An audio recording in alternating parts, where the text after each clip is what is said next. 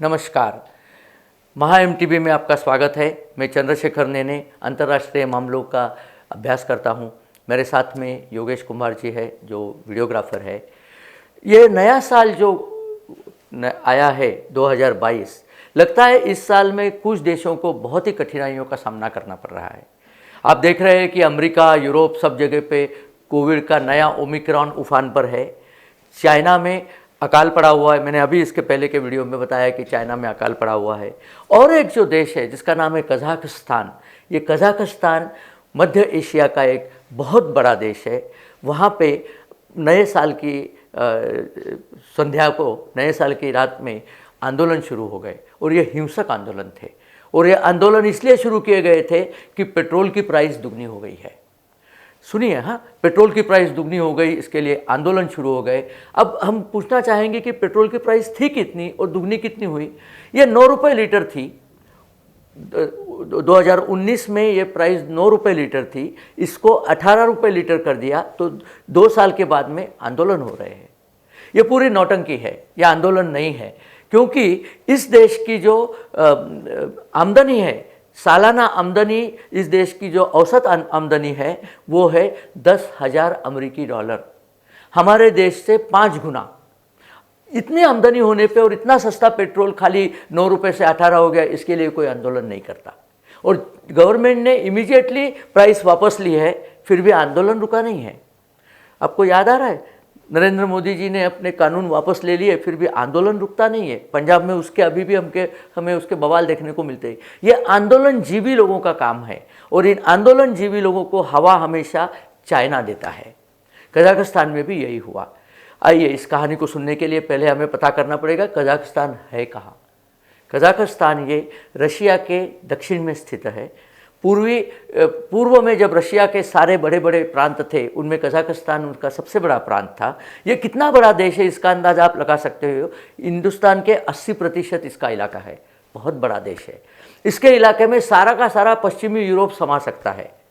लेकिन इतना बड़ा देश होने के बावजूद जगह के सारी दुनिया के देशों की श्रृंखला में इसका नंबर 9वां आता है, भारत का नंबर 7वां आता है। तो आप कल्पना कर सकते हैं कितना बड़ा देश होगा। इसके बावजूद इसकी जो जनसंख्या है वो सिर्फ 1 करोड़ 90 लाख है। बहुत कम जनसंख्या है। कम जनसंख्या है क्योंकि यहाँ पे बहुत बड़ा डेजर्ट, जिसको कहते हैं ना कि रेगिस्तान, दश्त, सहारा, इस टाइप का डेजर्ट वहाँ पर है। तो जनसंख्या ज़्यादा नहीं है। हालांकि ये जनसंख्या 73% मुस्लिम है, 23% क्रिश्चियन है और बाकी के अन्य धर्मीय है। लेकिन ये देश की विशेषता ये है कि इस देश में 130 भिन्न भिन्न टाइप के लोग रहते हैं। 130, भारत जैसे ही समझ लो, एक बड़ा सम्मिश्रण है और पीसफुल देश है। इस देश में पैसे की बहुतायत है, आपने देखा ये। लेकिन पहले ऐसा नहीं था।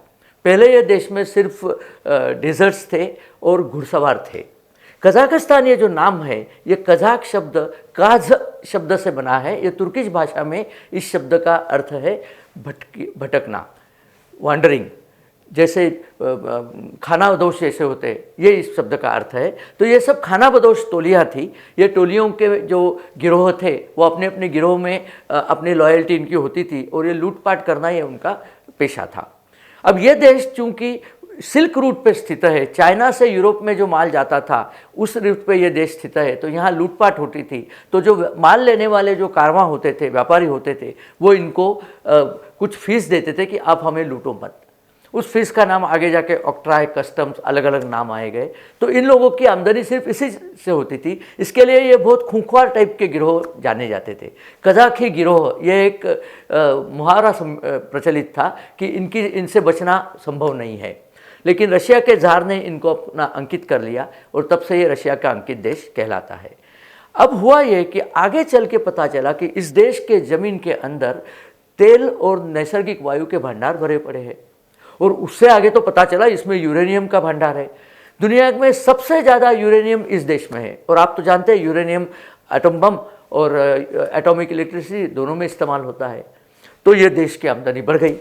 अब जब रूस ने इस देश को आज़ाद किया 1991 में, तब रूस की तरफ से इस देश के जो प्रधानमंत्री थे उनका नाम था नूर सुल्तान नज़रबायेव।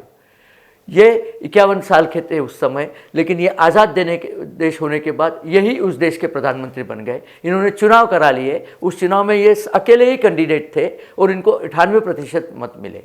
2% मत कहाँ गए आज तक पता नहीं चला, क्योंकि नोटा तो उस समय था नहीं। तो आप समझ सकते हैं क्या हो। उसके बाद से कई चुनावों में ये 97-98% मत लेके चुनते आए हैं। वहाँ के चुनाव इसी टाइप के होते हैं, लेकिन लोग उनसे उकता गए, ये भी अपनी सत्ता से उकता गए होंगे शायद, पैसे तो बहुत कमा लिए। और उसके बाद इन्होंने 2019 में रिज़ाइन कर दिया और अपना असिस्टेंट जो था कासिम टोकायेव, उनको अभी राष्ट्रपति बनाया हुआ है। तो कासिम टोकायेव आज राष्ट्रपति है। और 2 साल पहले इन्होंने जब देखा कि कोविड की वजह से तेल की खपत कम हो गई है, तो इन्होंने अपने ऑक्ट्राई की कीमत बढ़ा दी। ऑक्ट्राई की जैसे कीमत बढ़ाई, चाइना को इसका एहसास हुआ, क्योंकि चाइना का माल आता जाता था, उन्हें ज़्यादा पैसे देने पड़ गए। तो उन्होंने देश के अंदर बवाल का गेम खेलना शुरू कर दिया। जैसे वो भारत के साथ करते वैसे ही इन्होंने इनके साथ किया है। और आज जो लोग जो आंदोलनजीवी सड़कों पर उतरे और उधम करके बंदूकें चला रहे हैं, वो सब लगता है चीन ने समर्थन देके उनको बुलवाया है। तो आज की सरकार ने वो तो प्राइस राइज तो पीछे ले ही लिया है, इसके बावजूद भी रायोट थम नहीं रहे। रायोटियर्स ने जाके राजधानी, जो अस्ताना राजधानी है, वहाँ जाके उन्होंने संसद भवन को जलाने की कोशिश की, सरकारी ऑफिसेज जला दिए। तो अब गवर्नमेंट ने CSTO नाम की जो ऑर्गेनाइजेशन, जिसको कहते हैं कलेक्टिव सिक्योरिटी ऑर्गेनाइजेशन, तो ये नाटो की जैसे कलेक्टिव सिक्योरिटी ट्रीटी ऑर्गेनाइजेशन, ये रशिया समर्थित देशों की एक ऑर्गेनाइजेशन है, जिसका रशिया प्रमुख है। उनमें रिक्वेस्ट की कि आप हमें कृपया हेल्प कीजिए, क्योंकि कजाकिस्तान की खुद की सेना बहुत ज़्यादा नहीं है, सिर्फ 2 लाख की सेना इनके पास है। 1 लाख सेना और 1 लाख रिजर्व, इस टाइप का सीन है। तो रशिया ने अपने सैनिक भेजे हैं, बेलोरूस ने अपने सैनिक भेजे हैं और उन्होंने आके स्थिति संभाल ली है। आज के दिन में कजाकिस्तान के जहाँ भी आंदोलन हो रहे हैं, अस्ताना, अलमाटी, सारे बड़े शहरों में, वहाँ शूट एट साइट के ऑर्डर है। और शूट एट साइट के ऑर्डर से ये आंदोलन थमने का अंदेशा है, क्योंकि आंदोलन ये चंद आंदोलनजीवियों के आंदोलन है, इनमें सामान्य जनों का सहभाग नहीं है। और हम चाहते हैं कि ये आंदोलन जितने जल्दी हो जाए उतने जल्दी थम जाए, क्योंकि ये जो आंदोलन चीन द्वारा समर्थित है उसको थमना ही बेहतर है, क्योंकि हमारी यूरेनियम सप्लाई भी तो बरकरार रहनी चाहिए। और हमारी जो कजाकिस्तान से दोस्ती है, सांस्कृतिक दोस्ती है, कल्चरल फ्रेंडशिप है, वो भी बरकरार रहनी चाहिए। देखते हैं आगे आगे क्या होता है। मेरे हिसाब से आंदोलन जल्दी ही थम जाएगा और इसके जो भी जिन्होंने आंदोलन को उकसाया है उन लोगों को पकड़ के उनको सज़ा होगी। आगे देखे होता है क्या। आपको ये पता चलना चाहिए कि हमारा सबसे बड़ा यूरेनियम सप्लायर किस संकट से गुजर रहा है, इसके लिए ये वीडियो किया। अगर आपको पसंद आया तो ज़रूर आप हमें बताइए, आपके कमेंट भेजिए, हमारी चैनल को सब्सक्राइब कीजिए और आज तक अभी बेल आइकॉन आपने नहीं दबाया हो तो उसको ज़रूर दबा दीजिए, ताकि हमारे नए वीडियो की इत्तिला हम आपको तुरंत पहुंचा सके। नमस्कार।